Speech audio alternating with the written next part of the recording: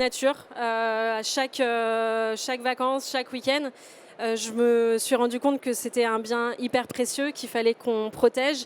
Et la curiosité, elle a commencé à s'éveiller au fur et à mesure et a été nourrie ensuite par beaucoup de recherches au fur et à mesure de la création du projet Saisonneaux, notamment des livres, des documentaires, des reportages. Je pense qu'aujourd'hui, c'est difficile de ne pas avoir accès à ces informations, mais c'est sûr que ça a beaucoup nourri le projet, mais de manière très progressive et venant avant tout d'une admiration fondamentale pour la nature et l'environnement, quoi.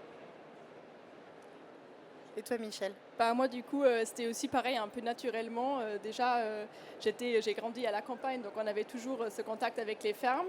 Et tout d'abord, je pense, c'est venu un peu d'un côté très jeune, très pubertaire, un peu des soucis de maltraitance animale. Et ça, avec le temps, un peu aussi avec la maturité, ça a plus évolué vers des enjeux plus généraux, donc notamment à cause du changement climatique. Et je pense que c'était vraiment cette envie de trouver un effet de levier, de m'impliquer en fait au quotidien et donner un peu du sens à mon travail. Et pour moi, c'est vraiment en cuisinant en fait. C'est au fur et à mesure de ma carrière de cuisinier que j'ai commencé à voir soit des gestes qui me dérangeaient, soit des gestes que j'appréciais. Et en fait, ça a été finalement au fur et à mesure vraiment une recherche de qu'est-ce qui a le plus de sens. Donc d'abord, ça va être ne pas mettre des trucs qui peuvent être mangés à la poubelle.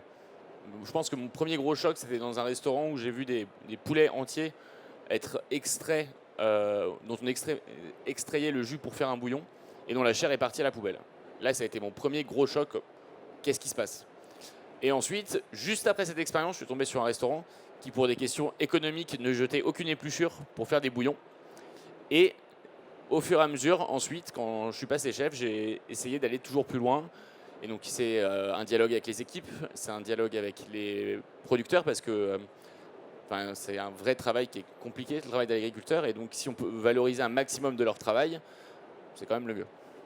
Et bah justement, j'aimerais bien qu'on rentre un peu dans vos cuisines maintenant et que vous nous donniez des exemples. Alors peut-être qu'on peut rester avec toi, Éloi, sur c'est quoi les pratiques que tu mets en place dans ta cuisine. Tu parles notamment de cuisine altruiste. Et donc, qu'est-ce que c'est la cuisine altruiste chez Orgueil et Colère et qu'est-ce que tu fais concrètement? La cuisine altruiste, comme on l'attend, la cuisine de base, c'est altruiste. L'idée, c'est de faire plaisir aux gens. Mais le mieux, c'est quand on essaye de faire plaisir aux gens et pas à n'importe quel dépens. Donc nous, l'idée, c'est d'avoir cet effort de réflexion pour essayer de faire toujours mieux et toujours plus bon. Donc ça, c'est un vrai travail avec les équipes. Donc les grandes actions qu'on a mises en place au fur et à mesure, ça va commencer par être que le travail de carcasse entière. On a un modèle à Paris où il y a vraiment des restaurants végétariens qui sont super. Nous, on a décidé de ne pas se positionner comme ça. Mais quitte à travailler des protéines animales, autant que tout soit utilisé de A à Z. Donc on va travailler avec ça partait d'une discussion avec un producteur qui me disait, j'ai toujours des avants de carcasse que j'arrive pas à vendre. Du coup, donne-nous soit que les avants, soit on travaille que la carcasse entière. Et on sait maintenant que chaque bête qui est abattue pour le groupe Bonalois est utilisée à 100% pour le groupe Bonalois. Et les autres actions, ça va être le tri qui est maintenant obligatoire. On travaille avec les alchimistes donc pour faire un compost. Fait intéressant, est-ce que je ne sais pas si tout le monde sait pourquoi on trie, mais ce n'est pas uniquement pour faire du compost. C'est parce qu'en fait, quand on brûle les matières organiques, ça diffuse plus de gaz à effet de serre. Et voilà, donc c'est en fait une recherche constante et je pense qu'on a encore 150 trucs sur lesquels on peut s'améliorer et c'est ça aussi qui est hyper intéressant. Merci. Aïloane, tu veux prendre la suite? Oui, je te rejoins complètement. Je pense que gérer un restaurant, c'est un terrain de jeu infini pour mettre en place énormément de pratiques, de l'approvisionnement jusqu'à la gestion des déchets, c'est infini. Chez Saisonneaux, le parti pris majeur, en fait, c'est de végétaliser notre assiette en partant du constat que, tu l'as mentionné, un quart de nos émissions de gaz à effet de serre sont liées à l'alimentation. Et au sein de ces 25%, 80% est lié à l'élevage industriel. on ne pourra pas nourrir 9 milliards de personnes avec un taux de protéines d'origine animale aussi élevé. C'est un constat, c'est pas une conviction, c'est un constat. Donc il faut végétaliser notre assiette. Ça ne veut pas dire qu'on doit tous devenir véganes ou végétariens, mais qu'en tout cas, la majeure partie de nos repas doivent avoir du végétal et doivent être plutôt en partie végétaux. Donc chez Saisonneau, on a pris le parti d'être 100% végétarien, sans le revendiquer, sans le dire, mais en mettant le légume au cœur de l'assiette. C'est ça qui nous différencie dans l'offre actuelle parisienne de la restauration et qui fait qu'on peut revendiquer un impact carbone réduit. Donc on aime dire qu'on a une cuisine bas carbone et haute en émotion parce que ça n'enlève rien au cœur et à la passion qu'on y met. Mais c'est vrai que c'est vraiment la végétalisation de l'assiette qu'on utilise pour réduire notre impact sur la planète, avec d'autres actions sur l'approvisionnement, avec un approvisionnement ultra local, parce qu'on est à 95% sourcé en Île-de-France, auprès de producteurs de l'Essonne, de Seine-et-Marne en particulier, et en bio. Pour réduire les intrants chimiques et les maladies qui peuvent s'en suivre. Donc c'est aussi des partis pris forts parce que le bio dans la restauration c'est très minoritaire. Je crois que ça concerne 2% des approvisionnements de la restauration en France. Et alors que dans la grande consommation, c'est beaucoup plus. On est beaucoup plus prêt à acheter bio dans les magasins pour nourrir nos enfants que quand on va au restaurant. Donc là, il y a aussi un combat là-dessus. Voilà, ça fait partie en tout cas des actions qu'on mène et effectivement il y en a énormément d'autres à mener sur la partie sociale aussi, sur l'environnement qu'on propose à nos salariés. Mais ça fait ça fait peut-être l'objet d'une autre discussion aussi. Mais voilà, pour nous c'est vraiment le végétal et désacraliser en fait l'alimentation végétale qui est loin d'être ennuyeuse et pas sexy. Et toi Michel? Je vous rejoins totalement dessus sur ce que vous avez dit. Nous, c'était deux axes en fait un peu principaux dès l'ouverture. C'était de surtout végétaliser les cartes, comme tu l'as dit, Eloane, sans prendre le parti pris d'être végétarien. Pour te rejoindre toi, du coup, on travaille actuellement avec un seul producteur de volaille en Île-de-France, où pareil, on travaille la bête entière et du coup, un peu des choix logistiques. Volaille déjà le plus petit impact pour la bête et surtout, logistiquement, c'est des petits animaux, donc nous, on arrive bien à les traiter dans nos petites cuisines parisiennes. Et du coup, avec l'idée de justement faire des cartes à 90%, voire un peu plus, végétariennes, et par contre d'accueillir un public qui, eux, de base, ne sont pas végétariens, et un peu faire évoluer les égards de la cuisine. Je ne veux pas dire qu'on ne va pas changer ça. Ça se peut qu'à un moment donné, on soit à 100% végétarien, parce qu'on voit, c'est un peu ce qu'on a envie aussi, nous, de cuisiner. Mais en tout cas, c'était ça le parti pris pour l'ouverture. Et la deuxième grande axe, c'est pareil, de travailler au maximum en direct producteur en Île-de-France. Tout simplement déjà pour maximiser en fait, la rentabilité des fermes, parce que c'est un grand problème comme aujourd'hui. Et du coup, d'enlever un peu toutes les petites marches que des intermédiaires pourraient se prendre. Et aussi pour nous, d'avoir vraiment de la vraie transparence, d'avoir une vraie communication avec les producteurs, ce que nous, on avait un peu besoin aussi d'avoir. Et d'ailleurs, pour parler des mesures concrètes, par exemple, on met nos producteurs sur nos cartes. Donc ça ouvre un peu le dialogue avec les gens qui sont intéressés, qui en gros a produit les produits que nous on a mis sur la carte. Et je pense que ça aussi c'est une petite action qui a quand même un grand impact sur les gens. Et puis comme tu l'as dit, pareil, composter, faire déjà le tri, composter tout ce qui est les biodéchets, c'est hyper important et c'est énorme les quantités, même si on fait attention déjà pour les restaurateurs, qu'est-ce que ça fait quand même en quantité. Et voilà, et du coup changer les cartes en fonction des arrivages et pas à l'inverse faire les commandes en fonction de ce qu'on a envie de cuisiner, ce qui est quand même aujourd'hui un peu je ne vais pas dire le confort, mais peut-être le conformisme de la restauration classique. Oui, tout à fait. Et du coup, est-ce que vous avez un exemple, par exemple, de recette, je sais pas, votre plat préféré qu'on pourrait faire dans une version qui est plus douce pour la planète, soit végétarienne, soit justement avec l'avant de la carcasse? C'est quoi vos plats préférés, par exemple? Moi, très personnellement, c'est le bœuf bourguignon. Mais le bœuf, c'est quand même le pire pour la planète. Typiquement, chez Bonalois, on fait de la carcasse, mais on ne fait pas de bœuf. Et on en fera sûrement jamais. Donc, après, un jour, Jean Covici m'a dit oui, tu fais pas de bœuf, mais tu fais du veau. Donc, Non, mais, bon, en tout cas, c'est le bœuf bourguignon, c'est clair, c'est pas bon pour la planète. Par contre, en discutant avec des amis végétariens, j'ai testé le seitan bourguignon et ça, c'est quand même très très bon. Ok. Voilà. Bon, on testera. Faudrait que tu fasses une vidéo YouTube sur cette C'est recette. En fait, je viens de faire le bœuf bourguignon en vidéo et du coup, je vais bientôt la faire. Je pense que pour l'anniversaire de la vidéo, mais après, les gens sont quand même. Il faut y aller au fur et à mesure parce que quand je fais une recette de viande sur YouTube, par exemple, c'est 4 fois plus de vues que sur une recette végétarienne. Donc maintenant, je fais plus de vidéos végétariennes, mais les gens sont quand même beaucoup plus sensibles à la viande. Donc c'est un travail c'est un coup bas de tous les instants. Pour l'instant, typiquement sur Colère et sur Orgueil, nous on est anti-gaspi, donc on a 2 salles dans le restaurant. Une partie où on utilise les parties les plus présentes d'un aliment et une partie où on utilise les parties les moins présentes dans un menu dégustation. Et ce menu dégustation, il est à 80% végétarien. Ok. Voilà. Ah, Eloane, toi, c'est quoi ton plat préféré? Moi, j'aime bien. À la base, je suis carnivore. J'ai eu 25 ans d'alimentation carnivore et je suis passée végétarienne il y a une dizaine d'années. Mais j'aime toujours autant les plats à base de viande et c'est vrai que ça me manque. Donc j'aime bien revisiter des classiques version végétale. On fait une betterave bourguignonne d'ailleurs au restaurant. C'est sympa pour ce côté un peu rouge et c'est un légume qui a du goût. Et dans le même style, j'aime beaucoup le kebab de pleurote qu'on propose au restaurant. Donc on utilise le champignon, le pleurote, qui a une fibre assez carnassière, qu'on effiloche, qu'on rôtit avec des épices et on le sert comme un kebab avec du pain pita, une petite sauce blanche, des frites. Donc voilà, c'est vraiment du végé mais pas très sain et assez gourmand. Et c'est vraiment ça que j'ai envie de mettre en avant dans la cuisine végétale, c'est le côté street food gourmand. Et ça met aussi en valeur des producteurs que j'aime énormément avec les champignons, les pleurotes qui viennent de la caverne. Je ne sais pas si vous connaissez cette ferme, c'est une ferme urbaine dans le 18e arrondissement où ils font pousser plein de champignons différents, plein de variétés. Donc c'est vraiment une culture ultra locale et c'est ce dont on a besoin. Donc j'aime beaucoup ce plat.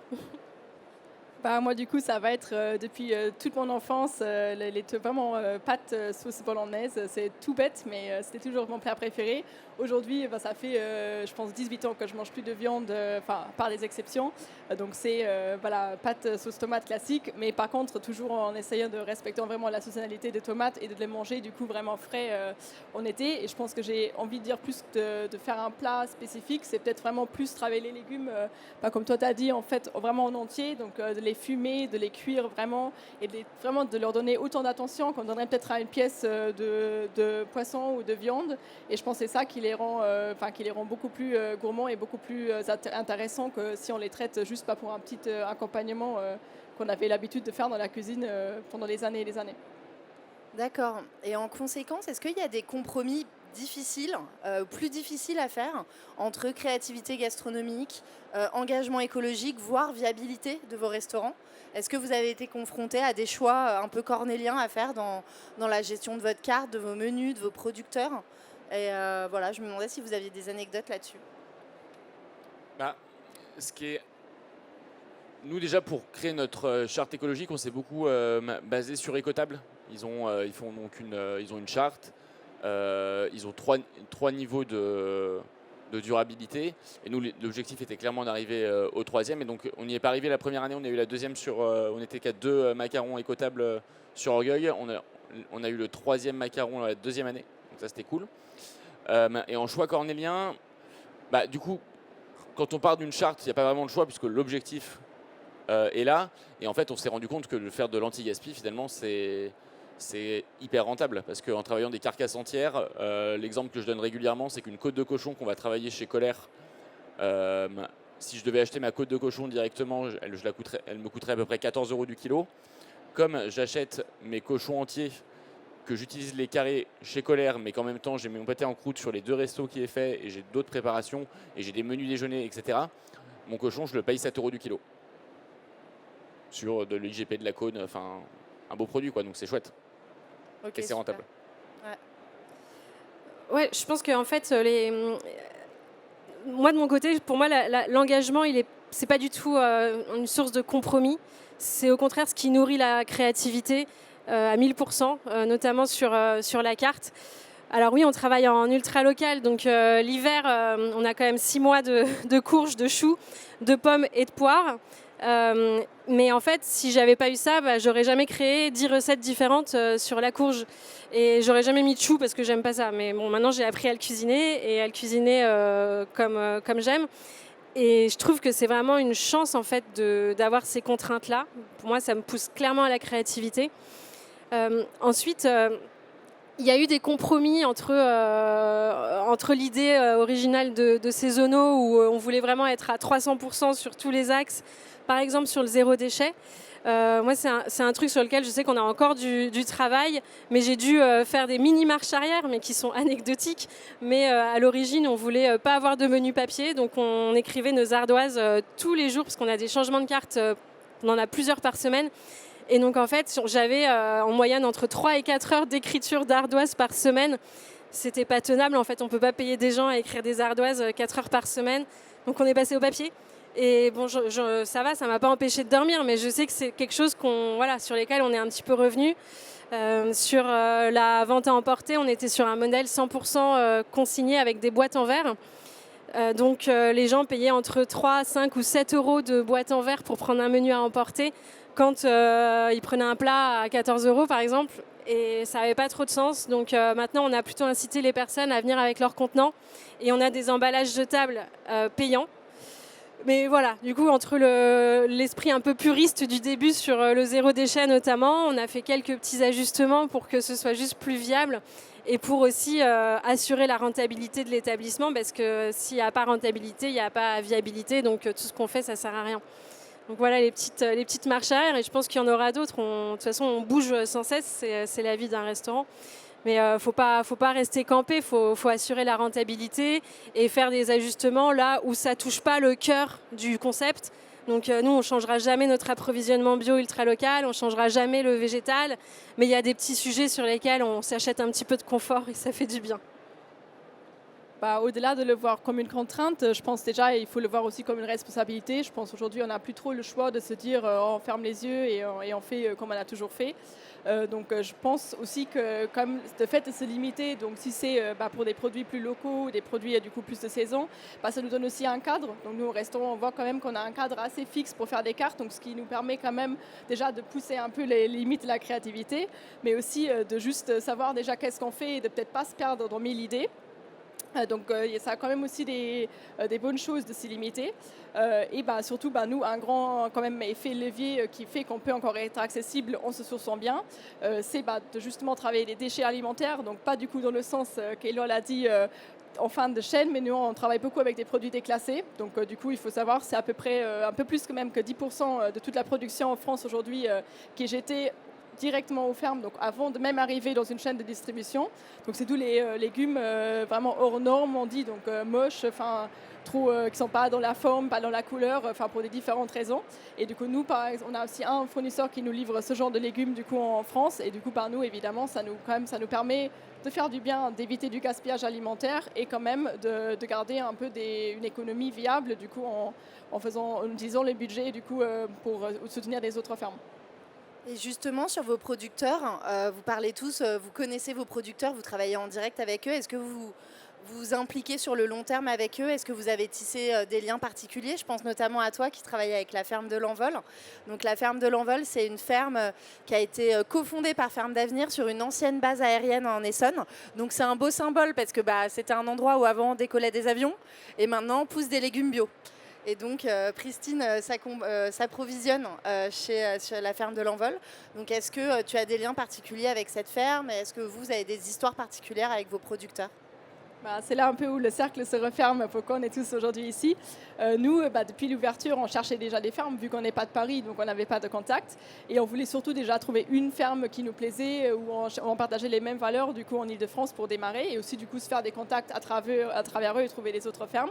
Donc on a dès le début commencé à travailler avec eux, et depuis l'année dernière, on est partenariat fixe. Donc ce qui est assez intéressant comme modèle, en gros, on paye un montant fixe en fait par mois, en termes de, en gros, un montant fixe, et ça nous donne donne une enveloppe en fait, de légumes qu'on a droit d'utiliser avec eux toute l'année. Donc pour nous, c'est évidemment comme une charge financière parce que ça veut dire qu'on paye le même montant n'importe ce qu'on achète. Mais pour eux, par contre, ça leur permet d'être sûrs de pouvoir couvrir leurs charges fixes tout au long de l'année, même pendant des mois comme décembre ou janvier où ils ont des oignons et des courges et pas grand-chose d'autre. J'exagère un peu. Mais donc c'est un peu... c'était ça l'idée. Et nous, honnêtement, en tant que restauratrice, je suis hyper fière que je peux m'engager avec mon entreprise de faire ce genre de modèle. Évidemment, ce n'est pas ce qu'on fait avec tout le monde, mais c'est un de nos partenariats fixes.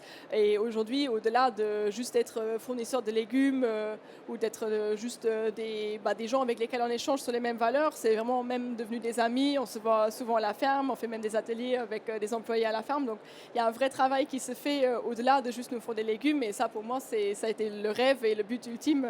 Donc on est très content de travailler avec eux. Je pense que quand on a une vision engagée de la restauration, on est conscient que notre travail, c'est de mettre en valeur le travail des producteurs, des agriculteurs, ce qu'ils ont dans les champs à un instant T, et de partir de cette base-là. Ça paraît assez naturel à dire, mais ça reste contraire à ce que fait 95% du secteur de la restauration aujourd'hui. Et je pense que peut-être plus, et je pense que la clé, c'est vraiment la carte et les menus flexibles. Voilà, les plats du jour, le fait de renouveler vraiment la carte en fonction de l'arrivage. Ça veut dire qu'il faut être créatif, ça veut dire qu'il faut être flexible, ça veut dire qu'on ne peut pas faire 36 000 tests avant de sortir une recette. Donc ça questionne même le modèle peut-être de la restauration hyper gastronomique avec des tests qu'on doit faire 6 mois avant. Voilà, tout ça est questionné. Mais le vrai parti pris, c'est de partir de ce qu'il y a dans les champs et de s'y adapter. Nous, chez Saisonneau, le travail, ça a été de mettre en avant le terroir francilien. Donc on travaille avec la coopérative des agriculteurs bio d'Île-de-France, donc qui regroupe une centaine d'agriculteurs. Et ça a demandé beaucoup d'efforts parce qu'en fait, on était le premier restaurant commercial avec qui ils ont travaillé, parce qu'ils travaillaient beaucoup avec les collectivités et le réseau d'épicerie et les réseaux d'épicerie. Sauf qu'en fait, ils n'étaient pas du tout à l'aise avec les pratiques de la restauration. Donc quand on travaille avec eux, il faut commander 3 ou 4 jours avant les produits. On reçoit la mercuriale le vendredi pour être livré le mercredi.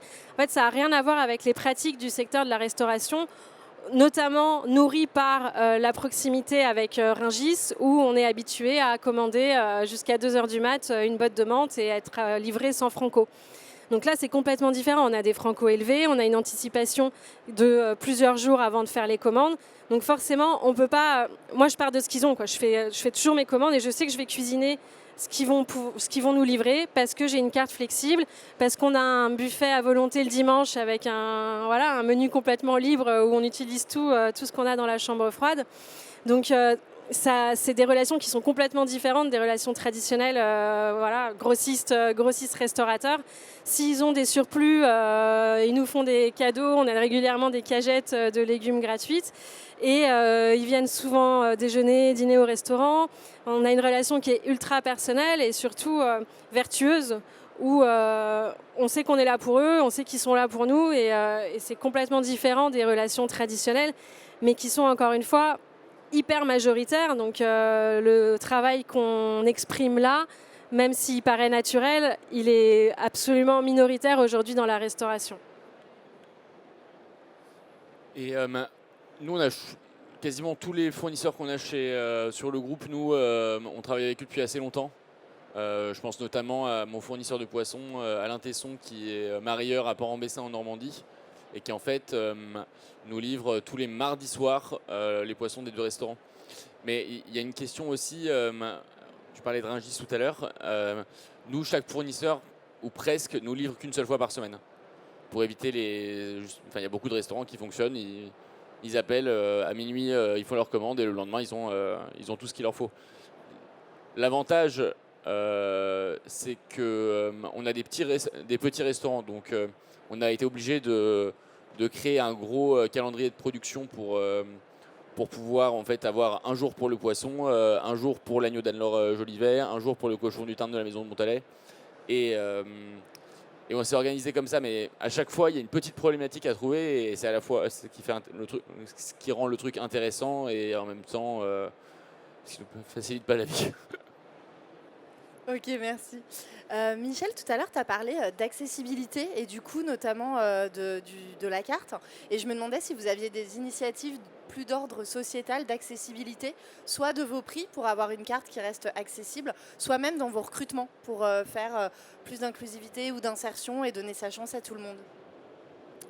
Clairement, en termes de prix, on essaye évidemment d'être accessible le plus qu'on peut. Faut quand même savoir que évidemment les charges elles montent, surtout à Paris. On sait que c'est assez cher et surtout si on veut bien faire, il y a plein de démarches qui rentrent en compte. Je prends l'exemple du fait de faire le tri et de revaloriser les biodéchets. C'est une charge, vraiment c'est de l'argent qui va à la poubelle, c'est de l'argent que jamais les gens ils se rendent compte, les clients, et que pour nous quand même c'est hyper important. Donc je pense que la balance, elle est assez fine, mais surtout nous, le fait de travailler beaucoup les légumes, donc qui sont quand même un peu moins chers que les protéines animales, ça nous permet de rester assez quand même encore accessible, je veux dire, en termes de prix, et surtout aussi le fait de travailler des produits déclassés, ce qui fait quand même, ce qui nous améliore les marges. Et en termes d'accessibilité d'équipe, je pense que c'est un peu la même chose, ça revient à la même chose en fait. Il ne faut pas s'attendre à avoir des gens déjà absolument formés au métier aujourd'hui. On est dans un métier où on a du mal à trouver du personnel, ou surtout trouver du personnel formé. Donc nous, on essaie d'être accessible un peu à tous, sans même vouloir dire qu'il faut absolument avoir les mêmes valeurs. Je pense que c'est un truc qu'on entend beaucoup, et ce qui me dérange un peu, parce qu'on a des gens de tous les backgrounds différents qui viennent dans notre métier ou même ailleurs, et on ne peut pas attendre de tous d'avoir déjà cette même mentalité ou de vouloir faire les mêmes choses. En fait, des fois, je trouve que c'est un peu élitiste de dire ça. Donc nous, en fait, ce que j'aime bien dire, c'est d'être ouvert, d'apprendre et d'être ouvert de partager ce qu'on a déjà appris. Et c'est comme ça qu'on essaye de travailler. Et pour l'instant, ça se passe bien. Ouais, c'est super ce que tu dis. C'est aussi la vision de Change Now, de rassembler les mondes, parce que c'est aussi comme ça qu'on va attirer des gens vers le changement. Ouais, sur l'accessibilité, c'est vrai que quand on s'approvisionne en ultra local et en bio, faut pas se mentir, on achète plus cher nos produits que les grossistes qui distribuent des légumes espagnols ou de plus loin. Et donc l'activité de restauration, c'est une activité qui est très sensible à la rentabilité. Enfin, on a très peu de marge. Donc si on fait ce choix-là engagé d'approvisionnement responsable, ça demande une exigence extrême en termes de gestion des coûts. Là où on s'y retrouve, c'est si on a une démarche globale, comme on en a parlé, sur le zéro gaspille, sur le végétal. En fait, si on fait tout ça, ça nous permet de tenir un petit peu nos marges. Mais si on n'est que bio, par exemple, et qu'on utilise de la viande pas sans carcasse entière, et si on n'est pas local, et si on n'est pas végétal, forcément, on a juste nos coûts qui explosent de 30%. Mais si on rajoute la dimension zéro gaspille et le lien avec le producteur, forcément, c'est comme ça qu'on arrive à proposer des prix accessibles.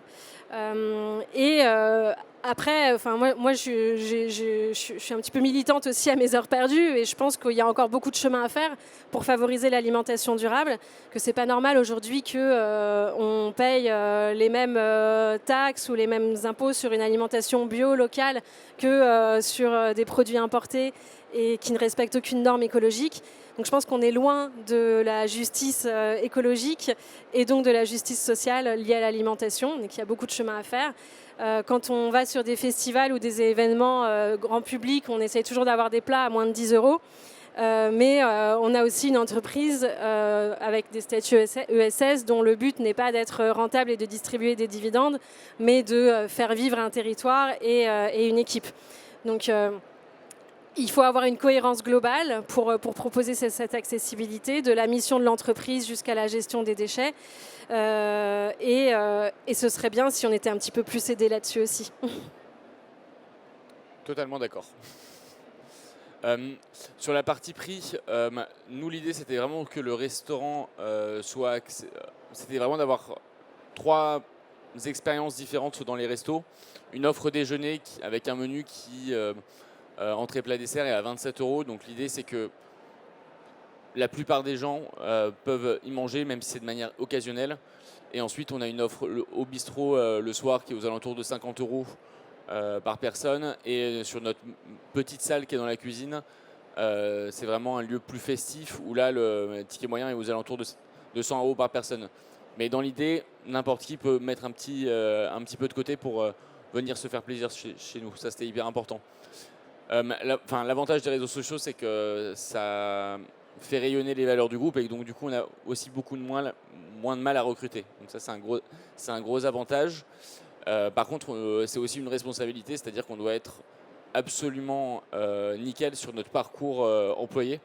Donc de son arrivée, de son essai, de son entretien avec les équipes, de son entretien semestriel. Donc ça, c'est aussi beaucoup de travail. C'est aussi ce dont je m'occupe chez Bonalois.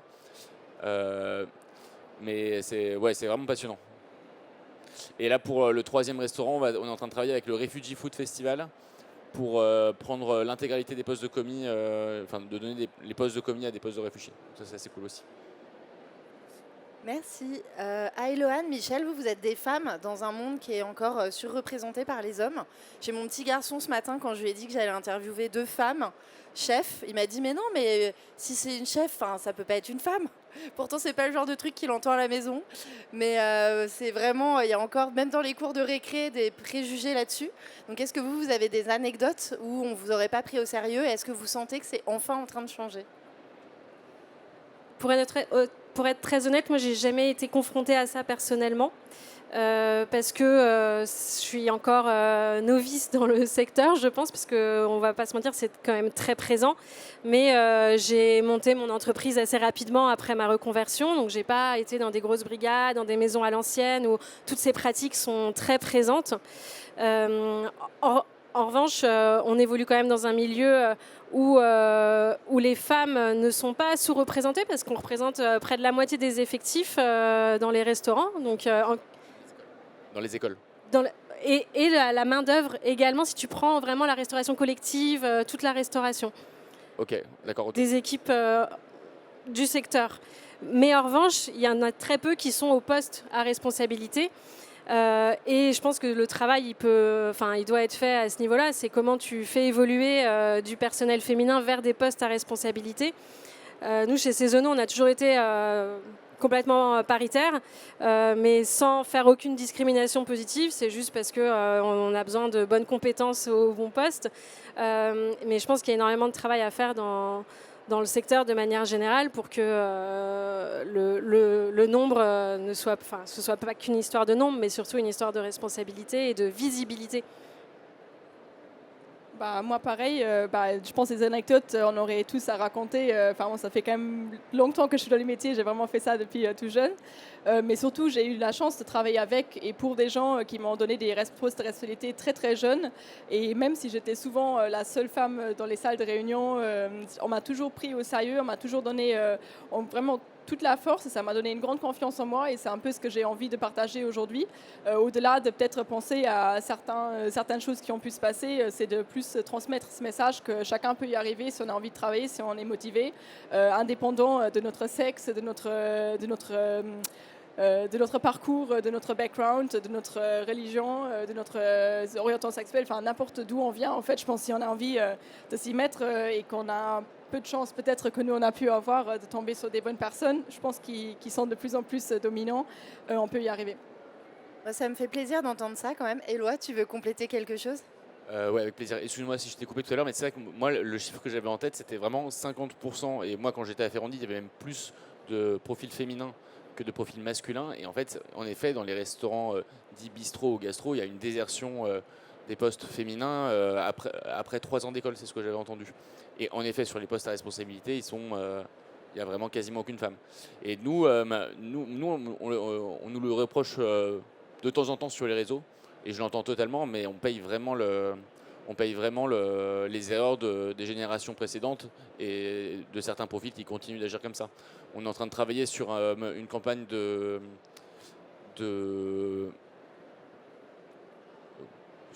avec le mouvement Restore et l'école La Source pour un peu libérer la parole là-dessus, aussi bien sur la partie sexisme mais sur les violences en cuisine en général.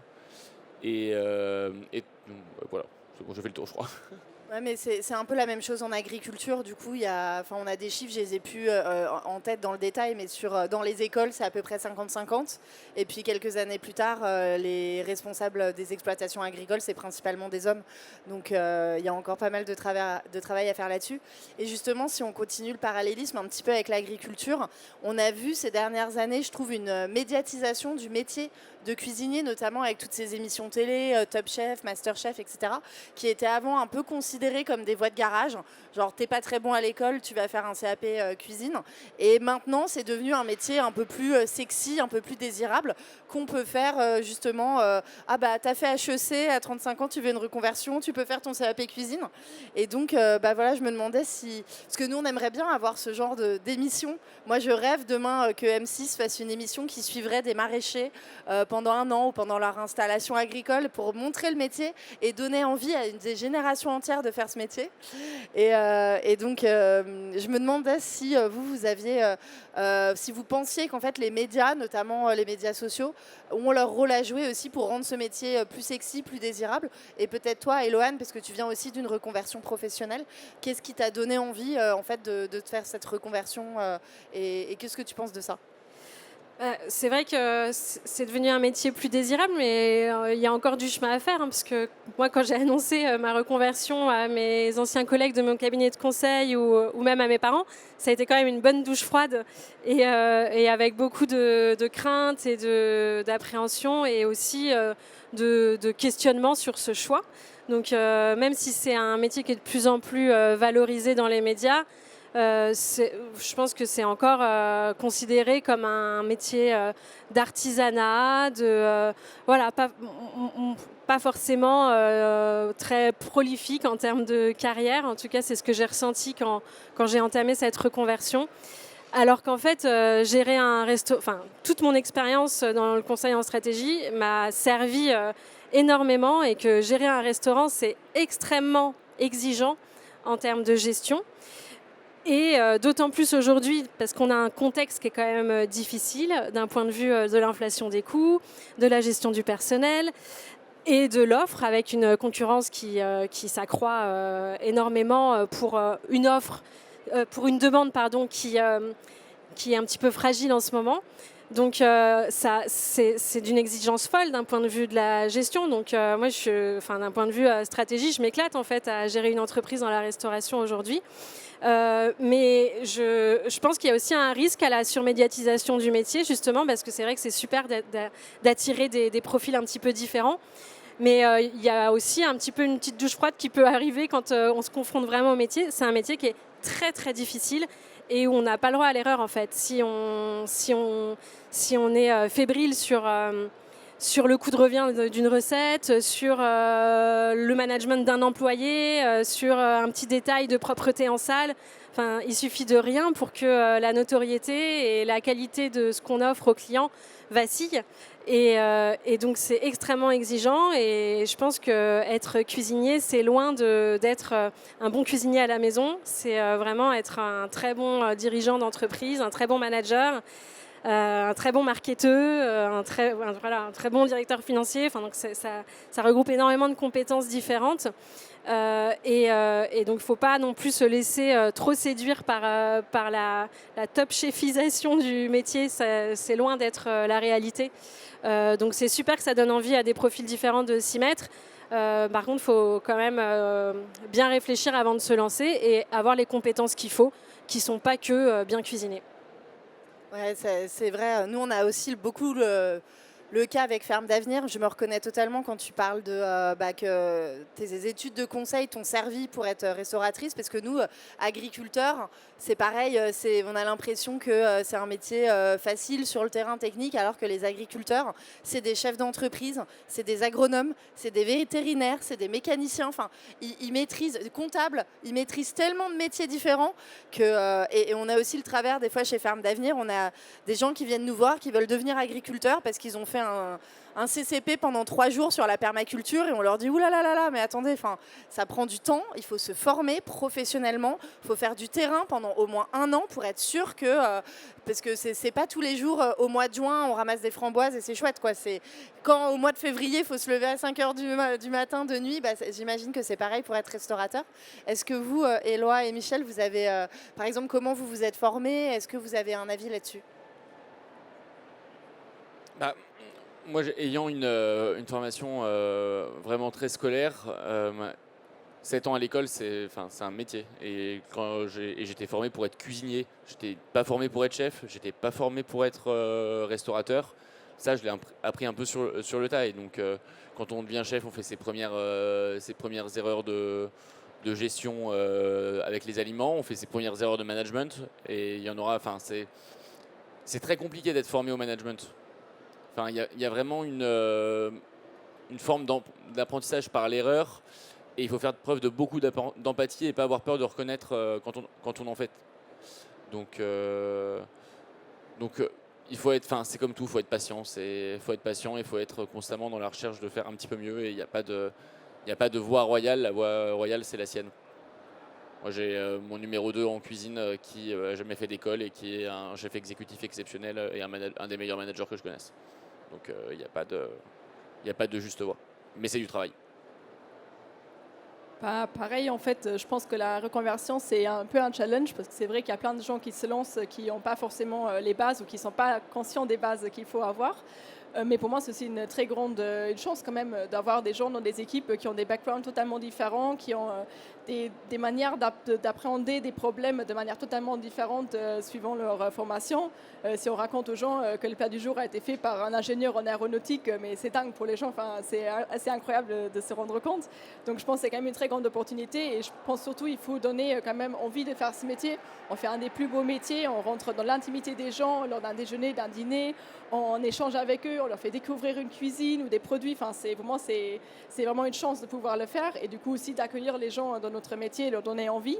Et un peu pareil pour l'agriculture. C'est vrai que c'est hyper dur comme métier, mais on a besoin des agriculteurs aujourd'hui, surtout en France et surtout ceux qui font bien, en bien respectant la terre. Donc en fait, il faut quand même donner envie aux gens de se lancer et de juste trouver peut-être des moyens de les accompagner pour qu'ils réussissent aussi. Ouais, super, merci. Et si maintenant on sortait de votre cuisine et qu'on allait dans la cuisine des gens qui sont en face de nous, qui nous écoutent, est-ce que vous avez des conseils à donner? Parce qu'en fait, en général, la durabilité, ça passe quand même beaucoup par se remettre à la cuisine. Si on veut limiter les déchets, si on veut pouvoir manger bio, ça veut dire faire des choix, ça veut dire racheter des produits bruts de saison et donc se remettre à cuisiner, éviter les plats préparés, congelés, etc. Et donc, est-ce que vous avez des conseils à donner pour qu'on puisse appliquer certaines des choses que vous faites, vous, dans vos grandes cuisines, tous les jours à la maison, tout simplement? Moi qui suis maman de 2 enfants, le manque de temps pour cuisiner à la maison, je connais. Et même si on le fait très bien dans nos entreprises, c'est toujours plus compliqué quand c'est pour soi.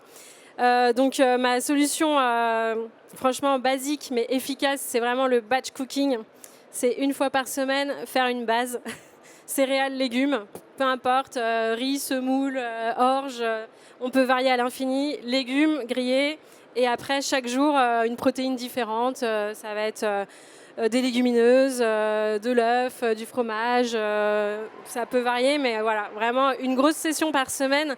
Parce qu'en fait, la cuisine végétale, ça prend beaucoup de temps. Et c'est souvent un frein qu'on m'exprime quand on... Voilà, il y a beaucoup de gens qui veulent cuisiner plus de légumes, mais c'est vrai que ça prend plus de temps, surtout quand on prend nos légumes chez des petits producteurs un peu terreux, ça peut faire peur. Donc on ne peut pas faire ça tous les soirs, mais 1 fois par semaine, une bonne base, et puis après on le décline avec un petit peu de créativité et on laisse les dernières petites actions aux enfants pour qu'ils participent.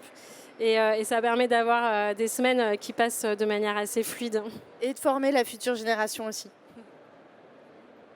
Ouais, c'est totalement ça en fait. Il faut vraiment apprendre à rééduquer son palais pour mieux consommer. Ça commence par l'alimentation. Et moi, je trouve que c'est un peu comme le sport quand on recommence à cuisiner. Au début, ça a l'air très facétieux parce qu'on n'y connaît pas grand-chose.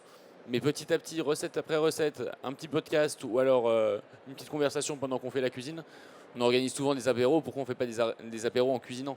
Enfin, faut pas que ce soit vu comme une corvée, mais vraiment comme un truc marrant et ludique.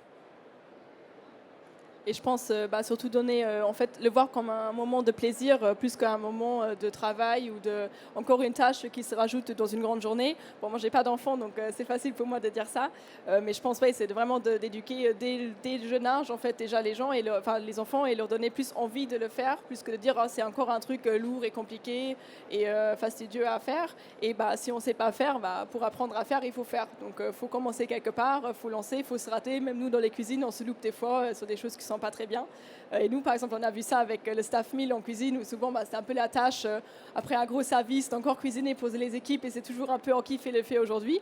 Et maintenant, aujourd'hui, c'est plus devenu un peu qui a le droit de le faire, parce que c'est un moment où tu fais plaisir à tous tes collègues. Et je pense un peu ce déclic à trouver petit à petit, évidemment, avec chacun un peu avec ses moyens qu'il a et le temps qu'il peut y mettre. Ouais, puis des fois, c'est en se ratant qu'on invente des recettes. Hein. La fameuse tarte tatin, bon. Est-ce que certains d'entre vous ont des questions? Il nous reste 10 minutes et je trouve que ce serait sympa que vous puissiez poser des questions à nos 3 chefs. Oui? Ah, non, ok. Personne? Une recette peut-être? Ouais.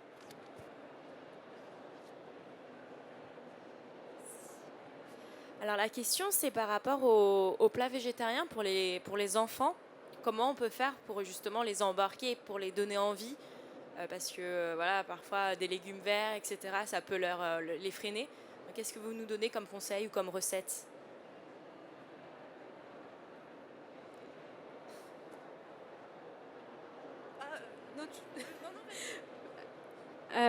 C'est une très très bonne question et je suis convaincue que l'éducation à l'alimentation, c'est fondamental et ça doit commencer vraiment dès le plus jeune âge.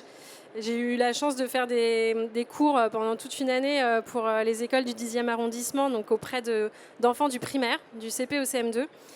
Et j'avais cet a priori. Et en fait, je me suis rendu compte que les enfants étaient super ouverts et super curieux sur les légumes. À partir du moment où c'est amené comme un jeu, comme une activité, donc j'ai pas eu à nourrir des enfants quotidiennement sur toute une année scolaire, mais le but c'était de faire une sensibilisation aux légumes pour ces enfants du primaire. Donc on arrivait avec une cagette de légumes de saison, bien terreuse, on faisait un petit quiz sur les légumes, on les faisait éplucher, toucher et ensuite déguster. Et il n'y en a pas un qui laissait la bouchée de côté, donc il y avait vraiment une curiosité et un a priori qui était mis de côté à partir du moment où on était dans un contexte de jeu. Et ensuite, je pense qu'il faut pas mentir, quoi. Faut pas essayer de cacher le goût du légume avec des épices ou autre chose, mais il faut répéter. Si voilà, pendant toute une semaine, on essaye de faire manger des brocolis. Ça marchera peut-être pas les 5 premières fois, mais il faut continuer parce que en fait, c'est la clé. C'est à ce moment-là que ça commence. Bon, nous, c'est vrai qu'on fait des wings de chou-fleur, par exemple. C'est un peu plus sympa quand ça ressemble à des wings de poulet que quand on met une sommité de chou-fleur vapeur. Donc, il y a des petits twists, mais qui sont légers et qui servent pas à masquer le légume. Et il faut faire confiance aux enfants parce que franchement, moi, j'étais super agréablement surprise par leur curiosité. Et c'est grâce à ça qu'on casse les a priori. Et puis je pense que c'est aussi le rôle des parents en fait. Enfin, souvent les enfants qui mangent pas beaucoup de légumes, c'est qu'on abandonne un peu vite sur l'exposition des enfants aux légumes. Je pense que c'est aussi la manière de les cuisiner parce qu'en fait ils sont sensibles au goût comme nous. C'est-à-dire qu'entre des haricots verts en boîte qui donnent envie à personne et des haricots verts frais, on peut les occuper. Moi j'ai beaucoup aimé ce que tu as dit tout à l'heure sur le fait que les enfants peuvent aider aussi. Moi je suis maman solo avec des jumeaux de 6 ans, donc je fais mon batch cooking le dimanche et ils sont obligés de m'aider sinon j'y arrive pas. Donc je leur donne, voilà, toi tu t'occupes de laver les champignons, toi tu les coupes avec un couteau avec lequel ils peuvent pas se blesser. Et en fait quand ils ont contribué eux-mêmes et qu'après c'est revenu dans de l'huile d'olive avec de l'ail, tout le monde finit son assiette parce que c'est super bon. Et donc ça, c'est hyper important. Il y avait une autre question là-bas. Oui, ça concerne un ado végétarien et les craintes des parents pour être certains que les repas soient complets et que tous les apports nécessaires à la croissance d'un ado de 14 ans soient bien présents. Qu'est-ce qui permet de garantir qu'on lui offre tous les apports nécessaires à un ado de 14 ans? Alors, moi déjà, je vais être un petit peu cash, mais je comprends pas pourquoi on se pose la question pour un ado végétarien et pas pour un ado qui mange des steaks frites tous les jours. Enfin, et c'est une question qui est légitime de manière générale. Il faut qu'on se pose la question de l'équilibre nutritionnel, mais une alimentation végétarienne a bien moins de risques d'être une malnutrition que les aliments ultra transformés, que manger de la viande rouge à tous les repas. Voilà, je pense qu'il faut qu'on se questionne sur l'équilibre nutritionnel à tous les points de vue et également sur l'alimentation carnivore. Et en fait, l'alimentation végétarienne, elle est équilibrée à partir du moment où on a de la protéine qui est extrêmement présente dans les légumineuses et toutes les vitamines. Donc il faut avoir du cru dans les légumes et veiller à ce qu'il y ait toujours de la protéine, légumineuse ou fromage si on n'est pas vegan. Et il y a une vitamine qui est notamment critique, je crois, dans l'alimentation végane plus que végétarienne. Je ne me souviens plus laquelle c'est. La B12. Voilà. Donc il y a des compléments pour la B12. Voilà. Je ne sais plus lequel marche. C'est celui-là, vous m'entendez? Bon, je voulais juste vous remercier d'être venu. J'espère que ça vous a intéressé. Et donc je pense que la conclusion, c'est qu'une meilleure alimentation commence aussi dans les champs avec une meilleure agriculture. Et donc, n'hésitez pas à aller réserver des tables à leurs 3 restaurants. Donc, il y a Orgueil, Colère, Pristine et Saisonneau. C'est ça? Super. Merci à tous. Au revoir. Merci beaucoup.